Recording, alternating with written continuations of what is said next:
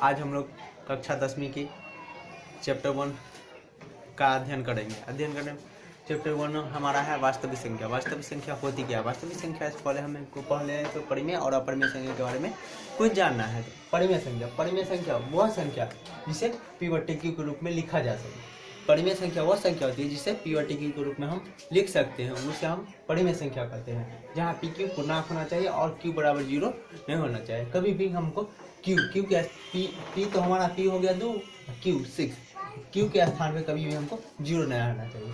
Example हम कुछ भी ले लेंगे, 2/4, 2/5, 2/6, चाहे 2/6, कुछ भी हम ले लेंगे। जो संख्या हम परिमेय बट्टे में लेंगे, p/q के रूप में लेंगे, वो हमारा परिमेय संख्या होगी।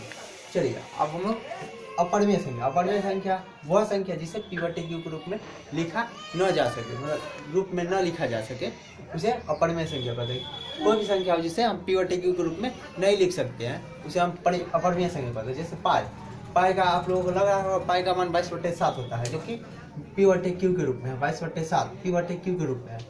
इसका पाई का एग्जैक्टली मान 22/7 नहीं है, इसको माना गया है कि पाई का मान जो है 22/7 है। इसको माना गया है, एग्जैक्टली मान इसका 22/7 नहीं। चलिए अब हम लोग वास्तविक संख्या होती क्या है? परिमेय और अपरिमेय संख्या। परिमेय और अपरिमेय संख्या के समूह।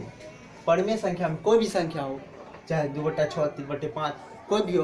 अपरिमेय संख्या √2, √3, कोई भी संख्या हो जिसका समूह हो, परिमेय और अपरिमेय संख्या के समूह को वास्तविक संख्या कहते हैं। जैसे √2, √3, 4/2, 2/6, 9/4, etc। कोई भी संख्या हम ले लेंगे, अपरिमेय वास्तविक संख्या होगी। तो हम लोग जान चुके हैं वास्तविक संख्या के बारे में। अब हम लोग जान चुके हैं। अब हम लोग एक्सरसाइज 1.1 के बारे में जानेंगे। चलिए अब हम लोग एक्सरसाइज 1.1 पे आते हैं। एक्सरसाइज 1.1 में है निम्नलिखित संख्याओं का एचसीएफ ज्ञात करने के लिए यूक्लिड विभाजन एल्गोरिथम का प्रयोग करना है। हमको तीन क्वेश्चन दिया हुआ है, 1, 2 और 3। 3 वो क्वेश्चन है, 3 में से हम एक सॉल्व हम करेंगे, 2 आप लोग कीजिएगा। चलिए पहला संख्या में हमको पहले फार्मूला है, इसे सॉल्व करेंगे। a = bq + r, यही फार्मूला पे बनेगा। जैसे कि भाज्य = भाजक गुने भागफल प्लस शेषफल, यही हमारा फार्मूला है। चलिए ए, इसमें जो हम पहला संख्या ले रहे हैं, तो पहला में इसमें जो बड़ा संख्या होगा, बड़ा संख्या 225 है, इसको हम ए मानेंगे। a = 225, b = 135। तो हमको पहले ए के स्थान पे हम बैठा देंगे। ए के स्थान पे हो जाएगा 225 = b, तो b के स्थान पे हो जाएगा 135। अब हमको इसे भाग देना, कितना भाग देना, जैसे हम भाग देके दिखा रहे हैं 135 से 225 को। चलिए 135 से का 135 हो गया। यहाँ हम 0, 12 में से 3 गया 9, यहाँ 90 आ गया। फिर ये हमारा बी भी लिखा हुआ Q1। Q का हमको जो आएगा भागफल जो आएगा वो 1 है, तो हमारा यहाँ 1 आएगा। Q = 1 प्लस R का मान जो हमको शेष बचा है, शेषफल, वही R होता है। यहाँ है सो R का कितना 90 हो गया। चलिए अभी जब तक यहाँ पे हमको 0 नहीं मिलेगा तब तक हमको करते ही रहना है। चलिए अब हमको ऐसे करना क्या है, अब 135 को 135 को हम कितना 90 है, सो 90 को b मानेंगे, तो 90 × 1। एक मरतबे में हम किए, अब एक मरतबे में करेंगे, शेषफल कितने आ रहा है, तो घटाते हैं, 5 का 5 रह जाएगा, यहाँ 13 में से न गया 45। चलिए फिर से अब हमको अभी जब तक यहाँ पे 0 नहीं आया तब तक हमको करते ही रहना है। या हम भाग दे के कर देख सकते हैं, या ऐसे ही हम अपना देख सकते हैं। हम एक तो जैसे भाग दे के दिखा दिए हैं, वैसे ही आप लोग को भाग दे के चेक कर लेना है। चलिए अब हम लोग फिर से लेते हैं, फिर आप 90 को करना है। 90 = 90 को हमको 45, बी यहाँ 45 माना है, 45 × 2 प्लस 0। 45 को हम 90 आ जाएगा। चाहे हम यहाँ देख लेते हैं, यहाँ है 90 आपको 45 से करना है, 45 गुना 90, 0 0 यहाँ कट गया, कुछ भी नहीं आया। तो मैं क्या 45 आ गया, 45 हमारा क्या है भाज्य, भाज्य हमारा 45 आ गया। भागफल जो है हमारा भाजक हमको 45 था, भागफल कितना 2 आ गया।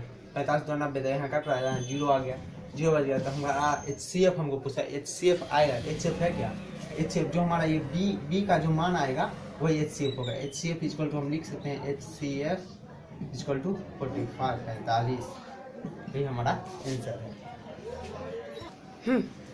चलिए अब हम क्वेश्चन नंबर 2 पे आते हैं। क्वेश्चन नंबर 2 में हमको बोल रहा है दर्शाइए कोई धनात्मक विषम पूर्णांक, कोई भी धनात्मक विषम पूर्णांक है जिसको 6q + 1 6q + 3 या 6q + 5 के रूप का होता है, जहाँ q को क्या है, q कोई पूर्णांक है। तो हमको क्या मानना है, माना a कोई धनात्मक पूर्णांक है। तो a, अब हमको फॉर्मूला क्या है, a equal to BQ + R। तो हमको ऐसे BQ + R दिया हुआ है, तो 6Q + 5, तो यहाँ हमको 6Q + 1 लेके देखते हैं, 6Q + 1, हम a इक्वल टू लिख सकते हैं 6Q + 1। तो हमको b क्या माना है, तो b बराबर में हो जाएगा हमको 6, b बराबर में हमको 6 आ गया। चलिए अब हम लोगों को कोई भी ऑड नंबर, कोई भी विषम संख्या लेना है। अब विषम संख्या, कोई भी विषम संख्या लेके उसको ऐसो 6 से भाग के दे के देखना है, कोई भी विषम संख्या को 6 से भाग दे के देखना है। जैसे कि हम ले लिए 11 लेके देखते हैं, 11 को 6 से 6 1 6 5 आ गया। कोई भी हम संख्या ली, अब हमको फिर से ले लेते हैं, 15 ले लेते हैं, 15 को भाग देके देखते हैं, 6 दूना 12 आ गया, 3 आ गया। तो हमको कोई भी विषम संख्या, हम कोई भी संख्या ले रहे हैं तो हमको क्या आ रहा है 3 5, या हम चाहे कोई भी संख्या लेंगे तो हमको क्या आएगा 1 3 5 ही के रूप में आएगा, इसके अलावा कुछ भी नहीं होगा। तो इसलिए हम इसको कह सकते हैं कोई भी विषम संख्या है तो लेंगे तो हमको 6 b बराबर 6 आ गया। तो कोई भी हम संख्या b के बाद है सो q में हम कोई भी संख्या ले लें, q बराबर मान लेते हैं, जैसे 2 से भाग दिए तो हम यहाँ 2 लिख सकते हैं। अब क्या है, यहाँ शेष फल तो बच्चे रहा है ना, 3 बच रहा है। हम a कितना 15 को हम a मान लिए थे, a हम 15 को माने थे, 15a। तो हम ऐसे ही करके हम कोई भी संख्या ले लेंगे, कोई भी संख्या को 6 से भाग देके देखेंगे, कोई भी संख्या को 6 से भाग देके देखने पे हमको ऐसे 1 3 5 ही आएगा, उसके अलावा कुछ और नहीं आ सकता है। इसीलिए r इक्वल टू 1 3 5 हम लिख सकते हैं। इसलिए हम कोई भी विषम संख्या लेंगे, कोई भी संख्या लेने पर हमको क्या आएगा 1 3 5 ही आएगा। कोई भी विषम संख्या से आप लोग भी भाग करके देख सकते हैं, 1 3 5 ही आएगा। तब हम कह सकते हैं 6q + 1 6q + 3 6q + 5, कोई भी संख्या लिए तो हमको कितना इतना ही आया, ये हमारा रूट हो गया।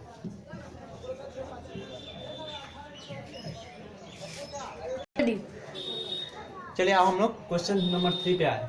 किसी पैरेड में 616 सदस्यों वाली एक सेना आर्मी की टुकड़ी को 32 सदस्यों वाली एक आर्मी बैंड के पीछे मार्च करना है। मतलब 616 सदस्य वाली एक सेना आर्मी है जिसको 32 टुकड़ों में सदस्य वाले एक आर्मी बैंड के पीछे मार्च करना है। दोनों समूहों को समान संख्या वाले, दोनों समूह में जो है समान संख्या वाले स्तंभों में मार्च करना है। उन स्तंभों की अधिकतम संख्या क्या है, मतलब उस स्तंभों की अधिकतम संख्या पूछे जिसमें वे मार्च कर सकते हैं। तो हम इसका HCF निकालेंगे और हमारा आंसर आ जाएगा। HCF निकालना है, तो HCF निकालने के लिए हम क्या कर सकते हैं, तो हम मान सकते हैं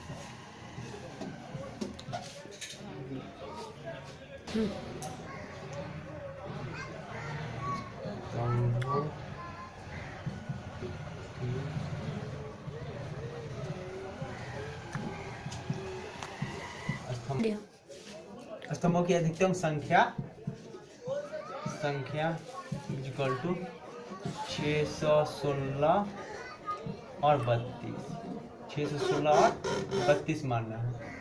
तो हमको दोनों दिया हुआ है, अब हम इसको ए हम मान सकते हैं ए इक्वल टू 616, बी बराबर 32। हमारा फार्मूला क्या है, A equal to B Q plus are.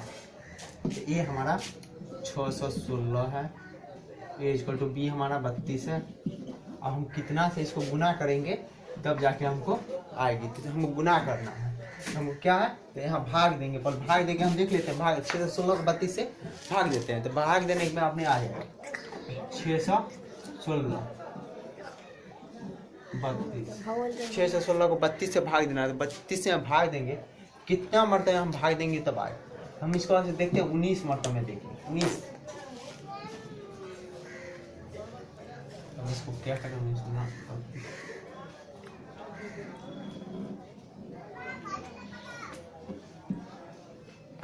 आ जाएगा हमको 8। हमारा शेष कितना बचता, 8 बचता। तो हमको ए हमको मालूम है, बी भी मालूम है, बी क्यू हमारा कितना है 19 आया, 19 प्लस आर हमको कितना 8 बचा, 8 बचा। अब फिर से अब हम फिर से माना, तो ए हम 32 मान लेते हैं, फिर ए 32 आ गया, अब बी कितना, बी 8 हो गया।